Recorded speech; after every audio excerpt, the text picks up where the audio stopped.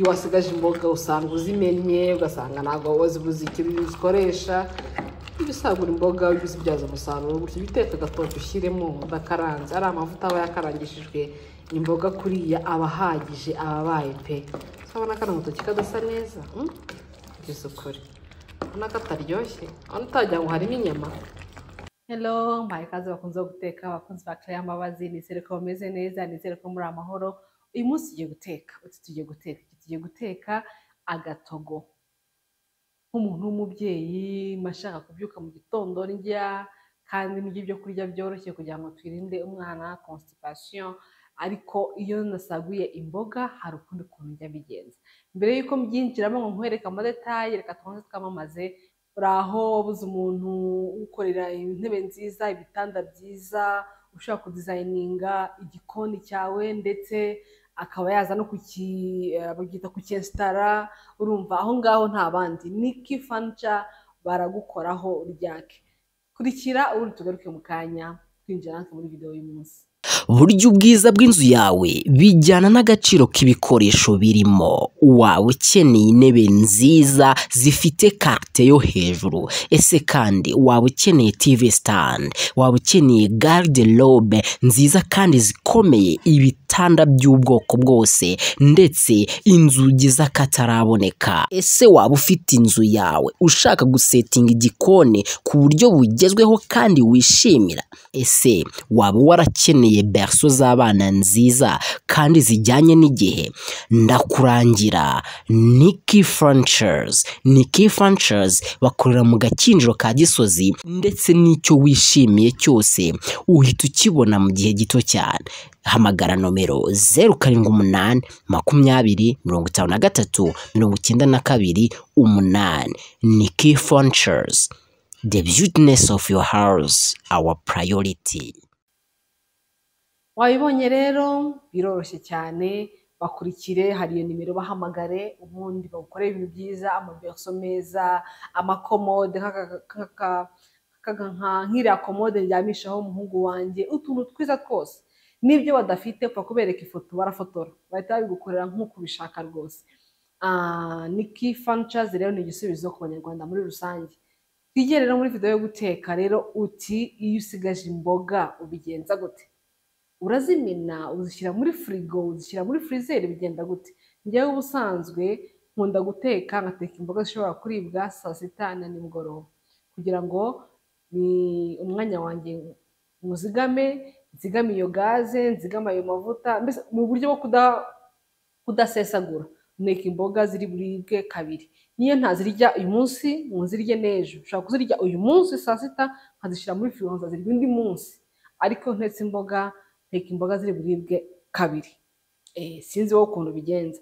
Hari igihe rero ucika ugasanga uziriye kabiri kandi ukabona ziracyari nyinshi, icyo gihe sinzita nzishyira muri freezer cyangwa nzimene cyangwa ngire gute. Kumena ibyo kurya ni icyaha, Imana ishobora kubikwima, sizi niba ari njyewe wakoze, naratoje gutyo. Rero mpita mbifata nkabitekamo agatogo. Nubikora gutya uzabikunda. Imboga zigumana wa mwimerere, bya byo kurya bindi ugiye gushyiramo ntabwo uri ugakaranga kuko amavuta ari mu gatogo aba ahagije. Iryo ni ryo banga rero, sinkunda agatogo karimo amavuta menshi. Reba ukuntu mbigenza, wenda nawe wanyigiraho. Ibitunguru ndadukata.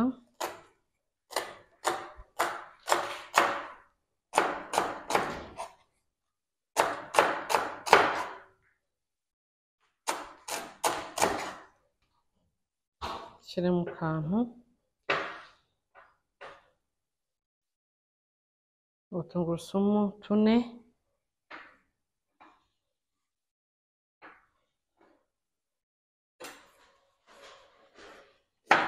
poivron,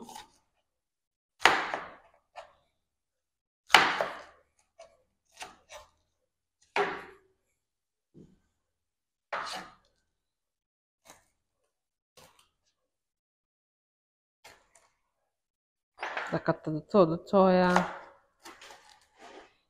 atari cyane ariko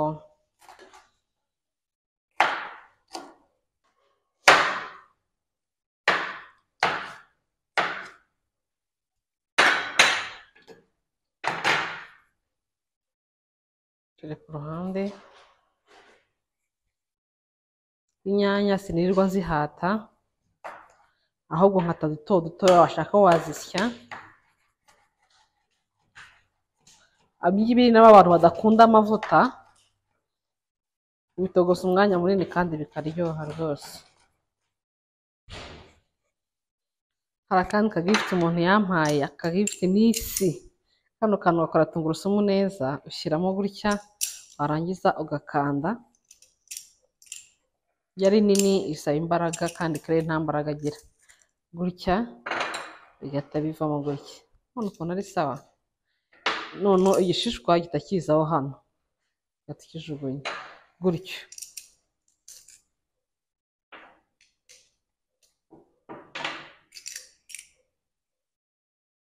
Ibyo gasigayemo ngakuramo gutya. None ukuntu byoroshye ubuzima. Kubera rero iyo ngiye guteka ibitoki n'ibirayi, ibirayi nkata dutoya, kubera ko hari igihe usanga ibirayi bibaye binini kubera ko ibitoki birashya bigahwana cyane. Ibirayi byo ntabwo bihwana, rero nkata buto butoya. Ibitoki byose nabikata ndabyihorera. Urabona ko nta kintu na kimwe nashyizemo, nta mavuta, ntaki habe na kimwe. Ndakarangisha amazi,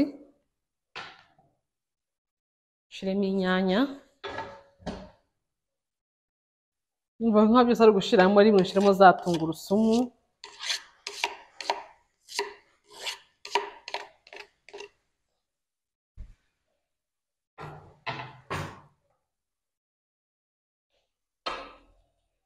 Ubundi nshiramo akunyu gatuma inyanya zishya vuba vuba. Upfundikire byihorere.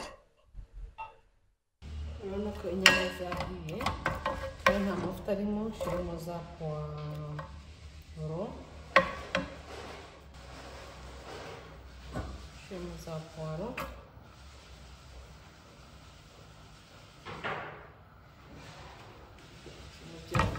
bya birayi.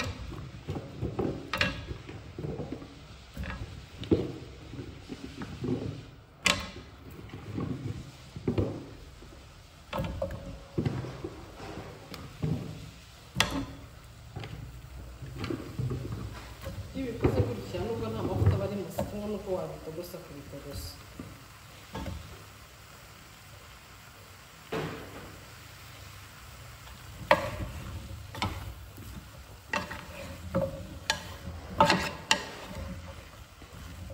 Ndabigaragura akanya katari gatoya, nk'iminota 3, mbona gushyiramo amazi nashyushye ku ruhande.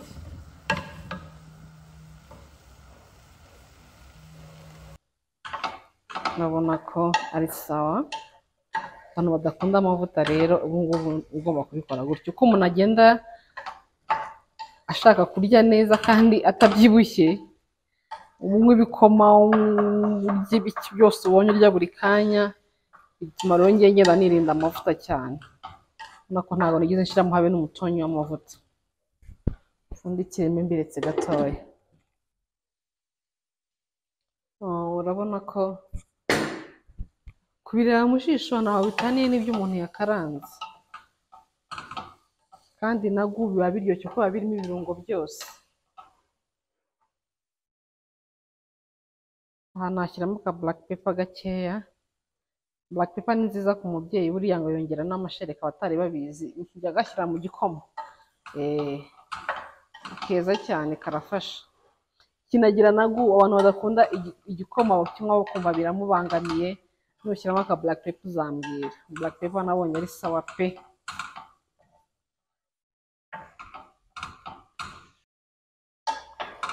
Wagira ngo twakaranze kandi nta mavuta na makeya arimo.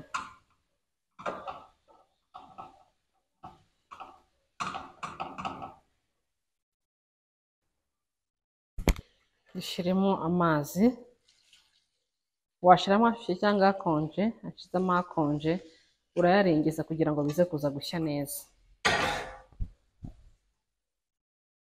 ariko ari byiza niba bagiye kuyashyushya ari byiza gushyiramo amazi ashyushye ubundi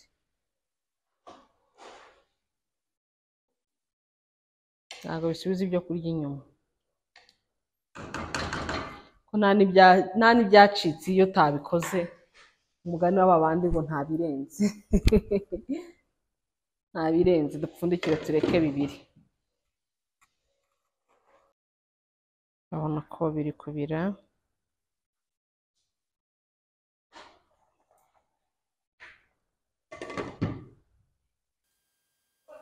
ngiye gushyiramo za mboga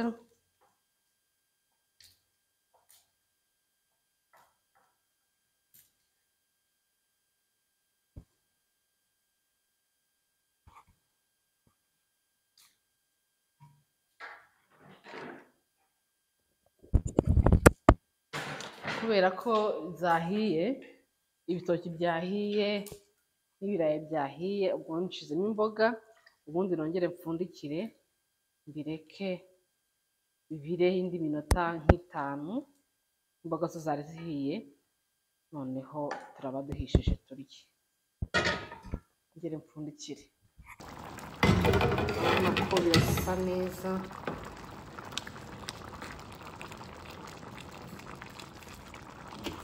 igitoki kidafite amavuta na makeya voilà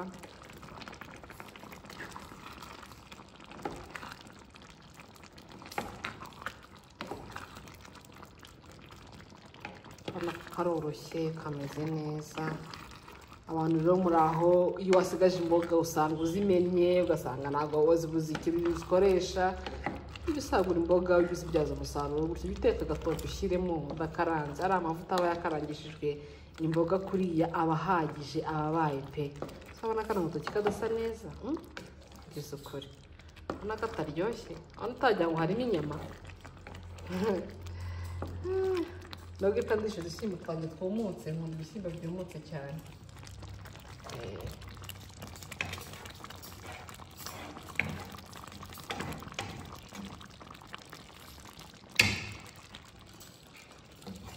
ko turarangiye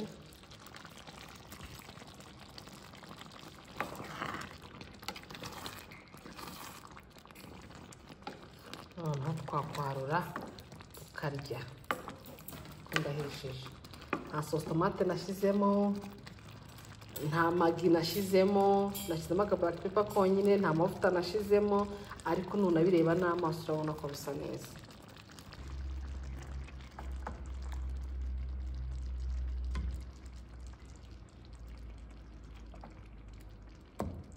ukuntu bisa neza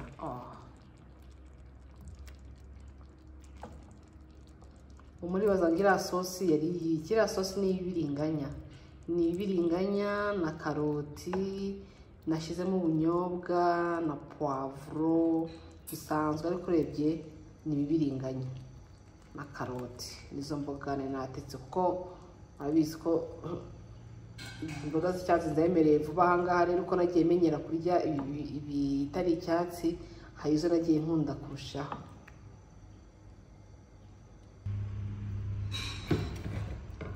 udushyimbo dukeya ubundi ugahita urisha na avoka kubera ko mu gihe uhumagaze ntabwo nashyiraho mayoneze avoka iba ihagije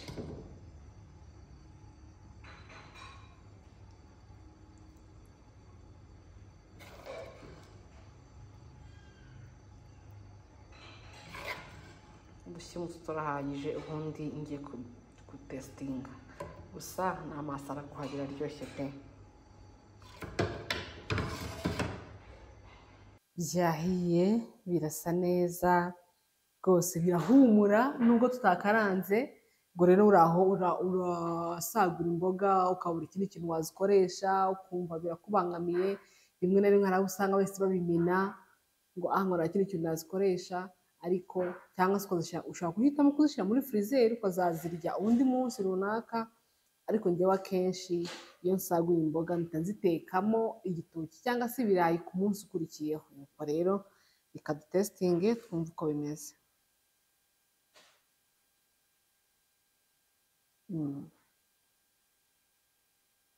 biraryoshye birasa neza bimeze neza pe